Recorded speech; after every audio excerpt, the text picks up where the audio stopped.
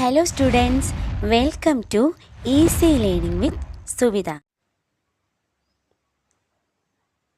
Hello students, 10ാം ക്ലാസ്സിൻ്റെ Kerala പാഠാവലിയിലെ 5ാമത്തെ unit ആയിട്ടുള്ള ഉലകിനുയരാം ഉണർവുകൾ എന്ന യൂണിറ്റിലെ ആദ്യത്തെ പാഠഭാഗമായിട്ടുള്ള പ്രയാണം എന്ന പാഠഭാഗത്തിൻ്റെ ആശയം അല്ലെങ്കിൽ ആസ്വാദനമാണ് നമ്മൾ ഈ ഒരു വീഡിയോയിൽ ചർച്ച ചെയ്യുന്നത്. അപ്പോൾ അതിന് മുൻപായിട്ട് തന്നെ ഇവിടെ ഒരു പ്രവേശക കവിത കൊടുത്തിട്ടുണ്ട്. സഹോദരൻ അയ്യപ്പൻ്റെ സയൻസ് ദശകം എന്ന കവിതയാണ് ഇവിടെ കൊടുത്തിട്ടുള്ളത്. കോടി സൂര്യനുദിച്ചാലും ഒഴിയാത്തൊരു കൂരിരുൾ തുരന്നു സത്യം കാണിക്കും സയൻസ് ഇന്നു തൊഴുന്നു ഞാൻ. അതായത് കോടിക്കണക്കിന് സൂര്യൻ ഉദിച്ചു നിന്നാലും ഒഴിഞ്ഞു പോകാത്ത, തീർന്നു പോകാത്ത ഒരു കൂരിരുൾ, അത് തുറന്ന് സത്യം കാണിച്ചു തരുന്ന, അതിനെ തുരന്ന് സത്യത്തെ കാണിച്ചു തരുന്ന സയൻസിനെ ഇന്ന് തൊഴുന്നു ഞാൻ എന്നാണ് സഹോദരൻ അയ്യപ്പൻ ആദ്യത്തെ വരികളിൽ പറയുന്നത്. സയൻസിൻ്റെ പ്രാധാന്യത്തെക്കുറിച്ചാണ് ഇവിടെ പറയുന്നത്, അല്ലെങ്കിൽ സയൻസ് എത്രമാത്രം പ്രാധാന്യം അർഹിക്കുന്നു എന്നാണ് ഇവിടെ കാണിക്കുന്നത്. വെളിച്ചം, മിന്നൽ, ചൂടൊച്ച എന്നിവയ്ക്കുള്ളിൽ മറഞ്ഞിടും അത്ഭുതങ്ങൾ വെളിക്കാക്കും സയൻസ് ഇന്നു തൊഴുന്നു ഞാൻ.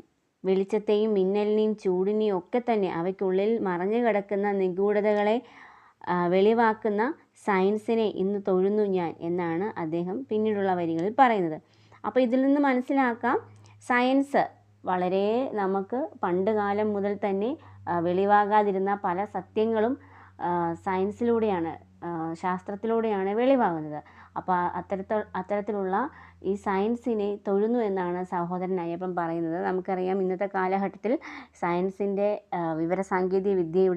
സാങ്കേതിക വിദ്യയുടെ ഒക്കെ വളർച്ച വളരെ പെട്ടെന്നാണ്, ദ്രുതഗതിയിലാണ്. അപ്പോൾ ആ ഒരു വളർച്ച കൊണ്ട് തന്നെയാണ് ലോകം ഇത്രയും മുന്നേറുവാനും മനുഷ്യവർഗം തന്നെ ഇത്രത്തോളം വികസിക്കാനും കാരണം. അപ്പോൾ ആ ഒരു സയൻസിൻ്റെ പ്രാധാന്യത്തെ പറ്റിയാണ് ഈ ഒരു പ്രവേശക കവിതയിൽ പറയുന്നത്. സത്യം കാണിക്കുകയും അത്ഭുതങ്ങൾ വെളിവാക്കുകയും ചെയ്യുന്ന ശാസ്ത്രത്തിന് നമ്മുടെ ജീവിതത്തിൽ എത്രത്തോളം സ്വാധീനമുണ്ട്, സമകാലിക അവസ്ഥകളുമായി ബന്ധപ്പെടുത്തി ചർച്ച ചെയ്യുക. അപ്പോൾ നമുക്ക് നിസ്സംശയം പറയാൻ സാധിക്കും, സയൻസിൻ്റെ അല്ലെങ്കിൽ സാങ്കേതിക വിദ്യയുടെ, ശാസ്ത്രത്തിൻ്റെയൊക്കെ വികസനം തന്നെയാണ് മനുഷ്യജീവൻ്റെ ഇന്നത്തെ നിലനിൽപ്പ് എന്ന് തന്നെ വേണമെങ്കിൽ നമുക്ക് പറയാൻ സാധിക്കും, അല്ലേ?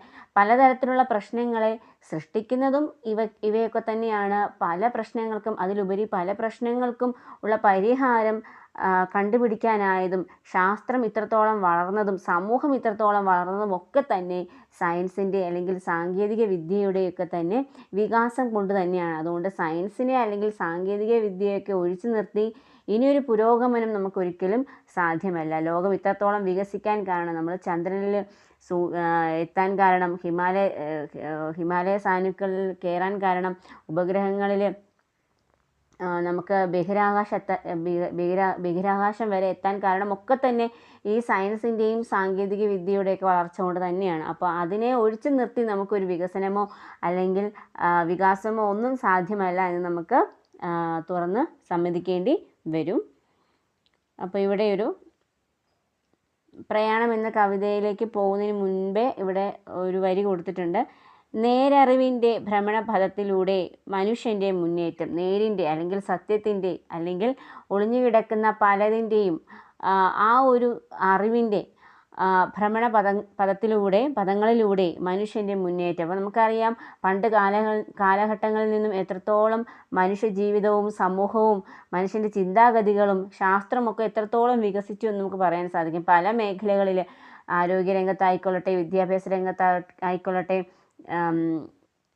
അതുപോലെ തന്നെ വിവര സാങ്കേതിക വിദ്യ, അതുപോലെ തന്നെ യുദ്ധമുഖത്ത്, ഇവിടെയൊക്കെ തന്നെ സയൻസിൻ്റെയും അതുപോലെ തന്നെ സാങ്കേതിക വിദ്യയുടെയും ഒക്കെ തന്നെ, വിവര സാങ്കേതിക വിദ്യയുടെയും ഒക്കെ തന്നെ വളർച്ച വളരെ നമ്മൾ വിചാരിക്കുന്നതിനും അപ്പുറമാണ്. അപ്പോൾ അതില്ലാതെ, ആ ഒരു ഘടകമില്ലാതെ നമുക്ക് ഇനിയൊരു വികാസം അല്ലെങ്കിൽ വികസനം നമുക്ക് മുമ്പോട്ട് ആലോചിക്കാൻ പോലും സാധിക്കുകയില്ല. അപ്പം മനുഷ്യൻ്റെ ഈ ഒരു മുന്നേറ്റം തന്നെ ഈ ഒരു നേരറിവിനെ അല്ലെങ്കിൽ ശാസ്ത്രത്തെ അല്ലെങ്കിൽ സാങ്കേതിക വിദ്യയെ ഒക്കെ തന്നെ അതിനെ ബന്ധിപ്പിച്ചുകൊണ്ടാണ് ഈ ഒരു മനുഷ്യൻ്റെ ഈ ഒരു മുന്നേറ്റം ആ ഒരു ഭ്രമണപഥത്തിലൂടെയാണ് പോകുന്നത് എന്നാണ് ഇതിൽ നിന്ന് മനസ്സിലാക്കാൻ സാധിക്കുന്നത്. അപ്പോൾ പ്രയാണം എന്ന് പറഞ്ഞാൽ യാത്ര എന്നാണ് പ്രയാണം എന്ന വാക്കിൻ്റെ അർത്ഥം. നമുക്ക് കവിത വായിക്കാം, അതിനുശേഷം നമുക്ക് വിശദമായിട്ടുള്ള ആസ്വാദനം അല്ലെങ്കിൽ ആശയത്തിലേക്ക് പോകാം. ആണ്ടുകൾ അലിയുന്നു നിമിഷങ്ങളിൽ, കാലം നീണ്ട കാലുകൾ നീട്ടി വെച്ചകലുന്നു. അതായത് വർഷങ്ങൾ, ആണ്ടുകൾ ഇങ്ങനെ അകന്നു പോവുകയാണ് നിമിഷ നേരം കൊണ്ട്. കാലമാണെങ്കിൽ നീട്ടിവെച്ച കാലുകൾ കൊണ്ട് അങ്ങ് നീണ്ടു പോവുകയാണ്. പെട്ടെന്ന് തന്നെ സമയം കടന്നു പോകുന്നതിനെ അല്ലെങ്കിൽ വർഷങ്ങൾ കടന്നു പോകുന്നതിനെയാണ് ഇവിടെ ഉദ്ദേശിക്കുന്നത്. തൻ കടിഞ്ഞാണും കൊണ്ട് കാലത്തെ നിയന്ത്രിക്കാൻ ചങ്കിലെ പത തുപ്പി കുതികൊള്ളുന്നു ശാസ്ത്രം.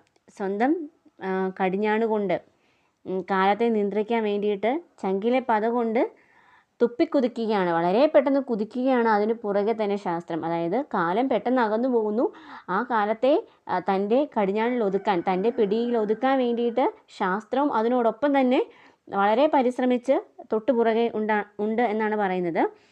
ഇന്നലെ സങ്കല്പത്തിൻ മന്ദാര മലർക്കാവിൽ നിന്നു കൂമ്പിയ കിനാവിന്നത്തെ കനിയായി. അതായത് ഇന്നലെ ഞാൻ സ്വപ്നത്തിൽ കണ്ട ഒരു ഇന്നലെ സ്വപ്നം കണ്ട മന്ദാര മലർക്കാവിൽ കണ്ട ഒരു കിനാവ്, ആ കിനാവ് ഇന്നത്തെ കനിയായി മാറി. അതായത് ഇന്നലെ കണ്ട ഒരു സ്വപ്നം ഇന്ന് യാഥാർത്ഥ്യമാവുകയാണ് എന്നാണ് ഉദ്ദേശിക്കുന്നത്.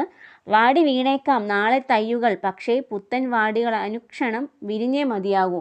ഇപ്പോൾ ഉള്ള ഈ പൂവുകളൊക്കെ തന്നെ വാടി കൊഴിഞ്ഞു പോയേക്കാം, പക്ഷേ പുത്തൻ തൈകൾ,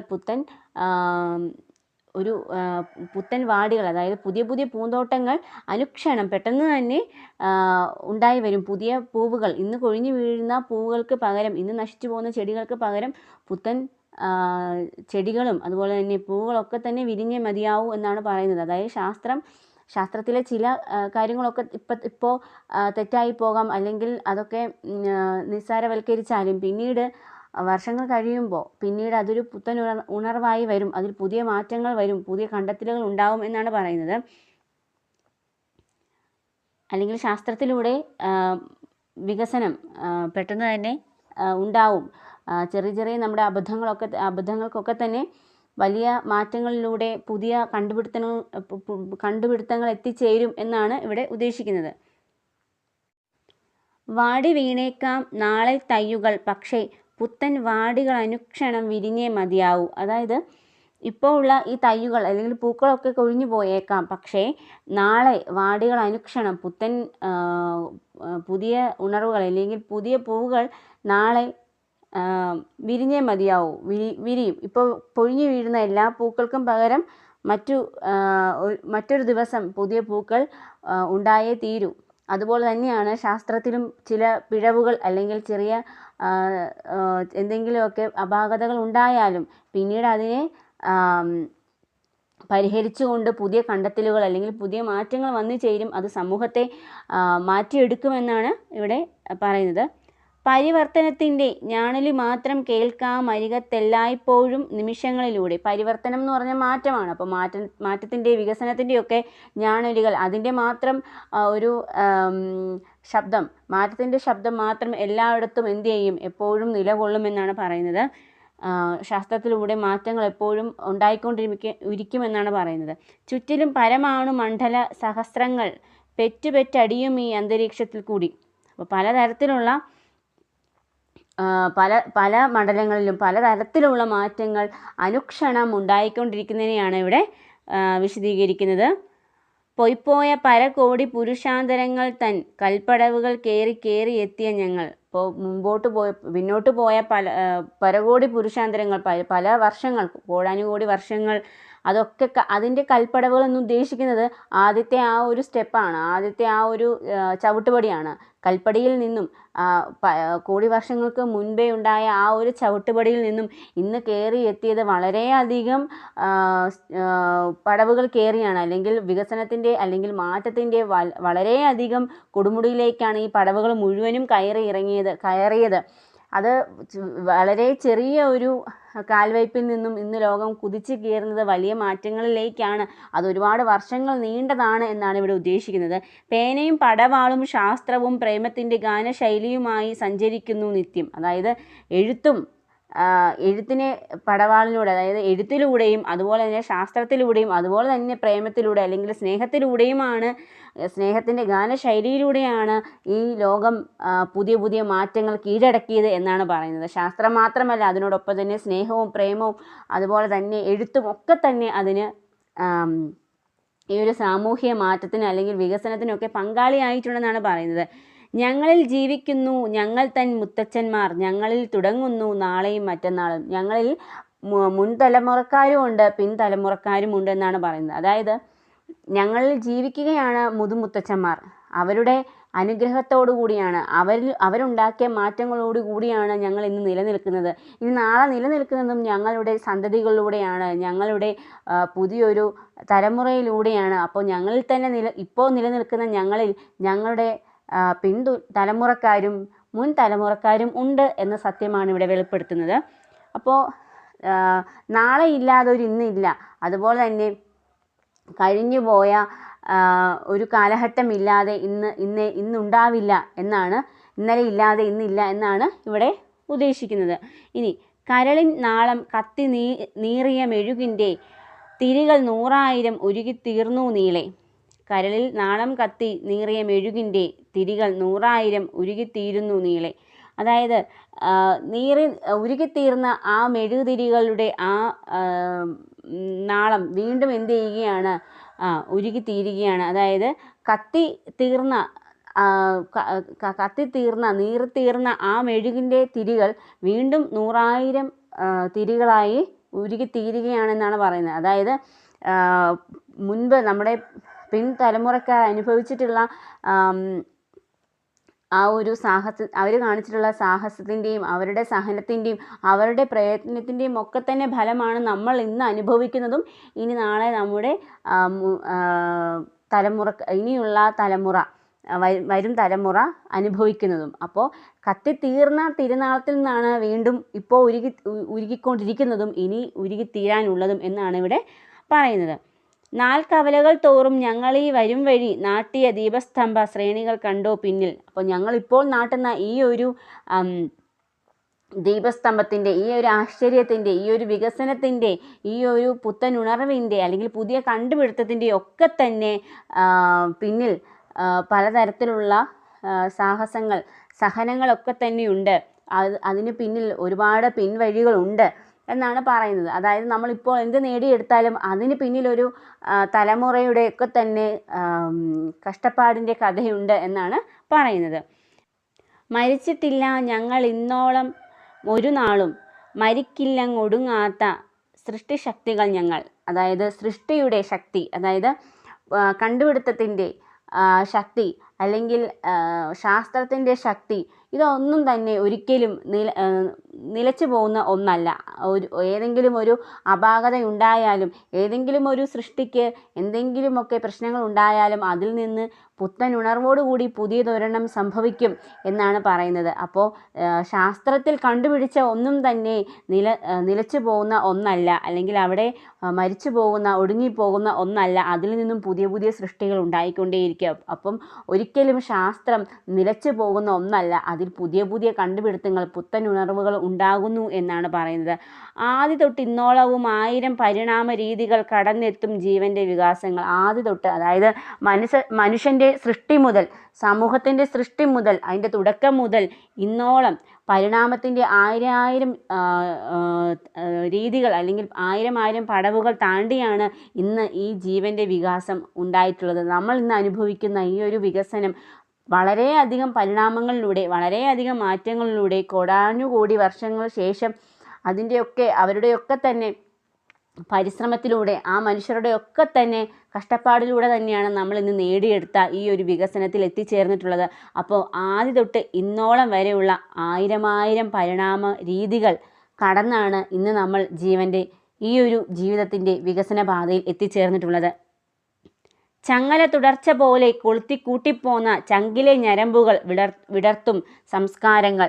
അതായത് ഒന്നിനെ കൊളുത്തിയിരിക്കുന്ന പോലെ, ചങ്ങലയിൽ ഒരു കണ്ണി മറ്റൊരു കണ്ണിയെ കൊളുത്തിയിരിക്കുന്നത് പോലെയാണ് ഈ ഒരു തലമുറയുടെ, അതായത് ഇന്നലെ, ഇന്ന്, നാളെ എന്നിങ്ങനെയുള്ള തലമുറ വികസനത്തിൻ്റെ ആ ഒരു ഞരമ്പുകൾ ഉണർന്നു നിൽക്കുന്നത്, അവ പരസ്പരം ബന്ധിപ്പിക്കപ്പെട്ടിട്ടുള്ളത്. അപ്പോൾ ഒന്നും മറ്റൊന്നിൽ നിന്നും മേന്മയുള്ളതല്ല. എല്ലാത്തിനും അതിൻ്റേതായിട്ടുള്ള മേന്മയും ശ്രേഷ്ഠതയും ഒക്കെയുണ്ട് എന്നാണ് ഇവിടെ പറയുന്നത്. അപ്പോൾ നമ്മൾ ചങ്ങലയിൽ കൊളുത്തിയിട്ടുള്ളത് പോലെയാണ് നമ്മുടെ പിൻതലമുറക്കാരും നമ്മളും നമ്മുടെ ഇനി വരുന്ന തലമുറയും ഒക്കെ തന്നെ എന്നാണ് പറയുന്നത്. ഓരോരുത്തർക്കും ഓരോ തരത്തിലുള്ള സംഭാവന നമ്മുടെ ശാസ്ത്രരംഗത്ത്, നമ്മുടെ സമൂഹത്ത്, നമ്മുടെ സയൻസിലൊക്കെ തന്നെ കൊടുക്കാൻ സാധിച്ചിട്ടുണ്ട് എന്നാണ് പറയുന്നത്. അതിലൂടെ നമ്മുടെ സംസ്കാരം വിടരുന്നു എന്നാണ് പറയുന്നത്. ഞങ്ങളിൽ രൂപം കൊള്ളുവൂ നിമിഷം തോറും കാലം ഞങ്ങൾ തൻ ഭാവപ്രാണസ്പന്ദന സമാഹാരം. അപ്പോൾ ഞങ്ങളിലാണ്, അപ്പോൾ ഈ നിലകൊള്ളുന്ന ഈ സമൂഹത്തിനാണ് ഇനിയുള്ള ഒരു ലോകത്തിൻ്റെ, ഇനിയുള്ള ഒരു സമൂഹത്തിൻ്റെ നിലനിൽപ്പ്.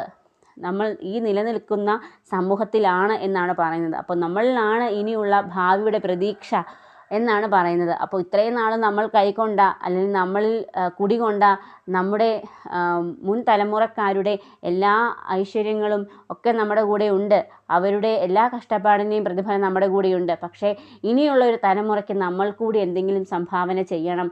അപ്പോൾ അതിന് നമുക്ക് ശാസ്ത്രം എത്രത്തോളം ഉതകുന്നു എന്നാണ് ഈ ഒരു കവിതയിൽ നിന്ന് നമുക്ക് മനസ്സിലാക്കാൻ സാധിക്കുന്നത്. വയലാർ രാമവർമ്മയുടെ മുളങ്കാട് എന്ന കൃതിയിൽ നിന്ന് എടുത്തിട്ടുള്ള ഏതാനും വരികളാണ് ഇവിടെ പ്രയാണം എന്ന കവിതയായിട്ട് കൊടുത്തിട്ടുള്ളത്. അപ്പോൾ ഇതിൽ വികസിച്ചു കൊണ്ടിരിക്കുന്ന ഒരു സമൂഹത്തിൻ്റെ നേർക്കാഴ്ച, അതിൽ പിൻതലമുറക്കാരായിട്ടുള്ള നമ്മുടെ അപ്പൂപ്പന്മാരുടെ കഷ്ടപ്പാടുകൾ, അവരുടെ പ്രയത്നമൊക്കെ തന്നെ പറയുന്നു. നമ്മൾ എത്രത്തോളം അതിന് വേണ്ടിയിട്ട് പ്രയത്നിച്ചു എന്നത് പറയുന്നുണ്ട്. അതുപോലെ തന്നെ നമ്മുടെ വരും തലമുറ എങ്ങനെ പ്രയത്നിക്കുന്നു എന്ന് പറയുന്നുണ്ട്. നമ്മൾ അവർക്ക് വേണ്ടി എന്താണ് കരുതി വെക്കേണ്ടത് എന്ന് പറയുന്നുണ്ട്. അതുപോലെ മൊത്തത്തിൽ ഒരു സമൂഹത്തിൻ്റെ വികസനം എങ്ങനെയാണെന്ന് പറയുന്നുണ്ട്. വികസനത്തിലൂടെ നമ്മുടെ സംസ്കാരം എങ്ങനെയാണ് നിലനിർത്തേണ്ടത് എന്ന് പറയുന്നുണ്ട്. അപ്പോൾ ഈ ഒരു കവിതയുടെ കൃത്യമായിട്ടുള്ള ആസ്വാദനം നിങ്ങൾ പഠിച്ചു വെക്കണം. വളരെ പ്രധാനപ്പെട്ട ഒരു കവിതയാണ്. അപ്പോൾ നമുക്ക് ഇതിൻ്റെ കൃത്യമായിട്ടുള്ള ആശയം അല്ലെങ്കിൽ ആസ്വാദനത്തിലേക്ക് പോകാം.